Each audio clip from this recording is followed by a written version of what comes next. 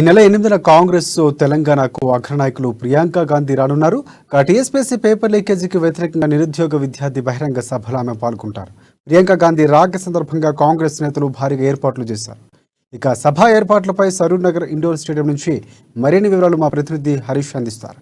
ఎన్నికలు సమీపిస్తున్న కొద్దీ ప్రధాన పార్టీలన్నీ ప్రజా సమస్యలపై దృష్టి పెట్టాయి. ఏదైతే ప్రజాక్షేత్రంలో ఉండే విధంగా వచ్చే ఎన్నికలు గెలుపు దిశగా కూడా ప్రధాన పార్టీలన్నీ కూడా ఇప్పటికే ప్రజా సమస్యలపై కొట్లాడుతున్న పరిస్థితులు కనిపిస్తున్నాయి. ప్రధానంగా ఏదైతే టీఎస్పీఎస్సీ పేపర్ లీకేజ్ ఇష్యూ కావచ్చు, అలాగే 10వ తరగతి పరీక్షా పత్రాల లీకేజ్ వ్యవహారం కావచ్చు, అన్నిటిలో రాష్ట్ర వ్యాప్తంగా కూడా అన్ని ప్రధాన పార్టీలు దీనిపైన కూడా ఏదైతే అధికార పార్టీ పైన ఒత్తిడి చేసేలా కూడా వచ్చే ఎన్నికలను గెలుపు దిశగా ప్లాన్ చేసేందుకు వెళ్తున్నారు. ఇందులో భాగంగానే కాంగ్రెస్ పార్టీ అయితే ఇక్కడ టీఎస్పీఎస్సీ పేపర్ లీకేజ్ వ్యవహారం నుంచి కూడా ముందు నుంచి ధర్నాలు, రాస్తారోకాలు, నిరసన సభలు తెలుపుతూ వస్తుంది. ప్రధానంగా చూడొచ్చు, ఇప్పటికే అక్కడ మహబూబ్ నగర్ కావచ్చు, ఖమ్మం కావచ్చు, ఇక్కడ నల్గొండ కావచ్చు, ఆదిలాబాద్ జిల్లా వ్యాప్తంగా కూడా నిరుద్యోగ నిరసన సభ పేరుతో కూడా దీక్షలు చేపడుతున్న పరిస్థితి కనిపిస్తుంది. ప్రధానంగా అంటే 8వ తేదీన కీలక నేత ప్రియాంక గాంధీ 8వ తేదీన ఈరోజు సరూర్ నగర్ ఇండోర్ స్టేడియంలో నిరుద్యోగ నిరసన సభకు రానున్నారు. ఈ నేపథ్యంలో కూడా మనం చూడవచ్చు, Saroor Nagar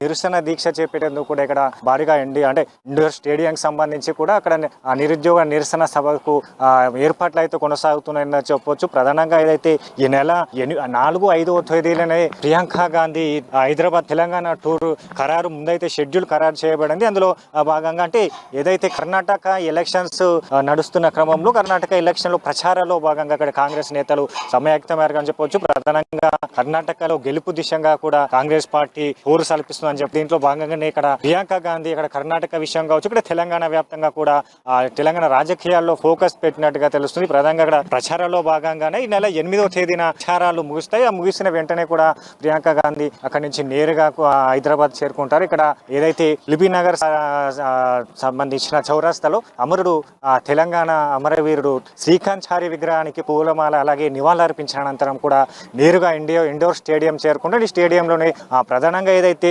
TSPSC paper leakage వ్యవహారం కావచ్చు, అలాగే 10వ తరగతి పరీక్షా పత్రాల వ్యవహారం కావచ్చు, అలాగే రాష్ట్ర వ్యాప్తంగా కూడా టీఎస్పీఎస్సీ పేపర్ లీకేజ్ విషయంలో కూడా దాదాపు 35 లక్షల మంది నిరుద్యోగులు దీంట్లో వాళ్ళు ఈ పేపర్ లీకేజ్ వల్ల నష్టపోయారు. వీరికి సంబంధించి ఏదైతే టీఎస్పీఎస్సీ జరిగే ఒక టీఎస్పీఎస్సీ వ్యవహార లోపమే కారణం. దీంట్లో ప్రధానంగా అక్కడ ప్రభుత్వానికి సంబంధించిన ఐటీ శాఖ కూడా దీంట్లో ఉన్నదన్నట్టుగా ఇప్పటికే దీనికి సంబంధించి అక్కడ ఈడీ కావచ్చు, సిబిఐ కావచ్చు, ఇలాంటి విచారణ కొనసాగుతున్న క్రమంలో ఉన్నదైతే దీనికి సంబంధించి నిరుద్యోగులకు ఏదైతే 35 అలాగే 40 దాదాపుగా 40 లక్షల మంది నిరుద్యోగులకు వీళ్ళందరికీ కూడా తగిన న్యాయం చేయాలి. అలాగే వచ్చే పరీక్షలను ఏ విధంగా చేసి ప్రకటబందీగా ఒక టీఎస్పీఎస్సీని రద్దు చేసి కొత్తగా టీఎస్పీఎస్సీ బోర్డును ఏర్పాటు చేయాలి. ఈ కొత్త బోర్డు ఏర్పాటు చేసిన తర్వాత పరీక్షలు నిర్వహించాలి. అలాగే ఏదైతే టీఎస్పీఎస్సీ పేపర్ లీకేజ్ ఏదైతే పాత్రదారులు ఉన్నారో వీళ్ళందరినీ కూడా అరెస్ట్ చేసి కఠినంగా శిక్షించాలని చెప్పేసి కూడా కాంగ్రెస్ పార్టీ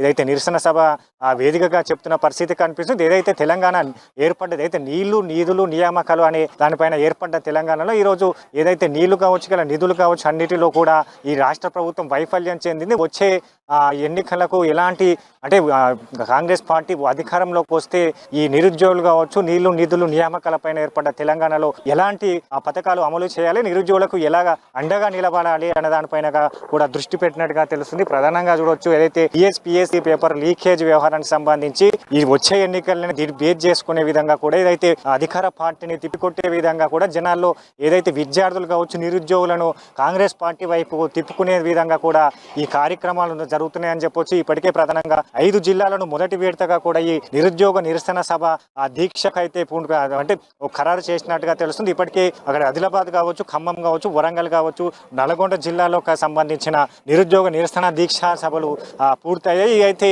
ఈ 8వ తేదీన ఇండోర్ స్టేడియంలో జరిగే ఈ స్టేడియంకి అలాగే ప్రియాంక గాంధీ కాంగ్రెస్ కీలక నేత ప్రియాంక గాంధీ రానున్న నేపథ్యంలో ఇక్కడ టీపీసీసీ నుంచి కూడా భారీ ఏర్పాట్లు అయితే కొనసాగుతుంది. అయితే ప్రత్యేకంగా ఏదైతే ప్రియాంక గాంధీ తెలంగాణ రాజకీయాల్లో టీపీసీసీలో ప్రత్యేకంగా ఫోకస్ పెట్టినట్టుగా తెలుస్తుంది. ఇంట్లో భాగంగానే భారీగా చేరికల నేపథ్యం అలాగే ఏదైతే ఈ టీఎస్పీఎస్సీ పేపర్ లీకేజ్ నిరుద్యోగుల విషయాన్ని రాష్ట్ర వ్యాప్తంగా కూడా దీన్ని ఫోకస్ చేసే విధంగా కూడా చేయాలని చెప్పేసి కూడా టీపీసీసీ నిర్ణయించిందవచ్చు. ప్రధానంగా ఈ వేదిక నుంచే కూడా కూడా ఎన్నికల శంకారామం పూరించేందుకు కాంగ్రెస్ పార్టీ రెడీ అవుతుందని చెప్పొచ్చు. ఇదైతే విద్యార్థుల నిరుద్యోగులకు సంబంధించిన సమస్యలు కావచ్చు, అలాగే ఏదైతే పేపర్ లీకేజ్ వ్యవహారం కావచ్చు, అలాగే రాష్ట్రంలో పథకాల అమలు తీరు, రాష్ట్ర ప్రభుత్వాల వైఫల్యాలు, రాష్ట్ర ప్రభుత్వం అమలు చేస్తున్న ఏదైతే ప్రభుత్వ వ్యతిరేక విధానాలు, ప్రజాస్వామిక వ్యతిరేక విధానాలను తిప్పికొడుతూ కూడా ప్రియాంక గాంధీ ఈ స్టేడియం నుంచే కూడా ఉపన్యాసం ఉంటుందనే దానిపైన కూడా అయితే ఒక ఉత్కంఠ అయితే కొనసాగుతుంది వస్తుంది. దీనికైతే 8వ తారీఖు సంబంధించిన కాంగ్రెస్ పార్టీ నిరుద్యోగ విద్యార్థి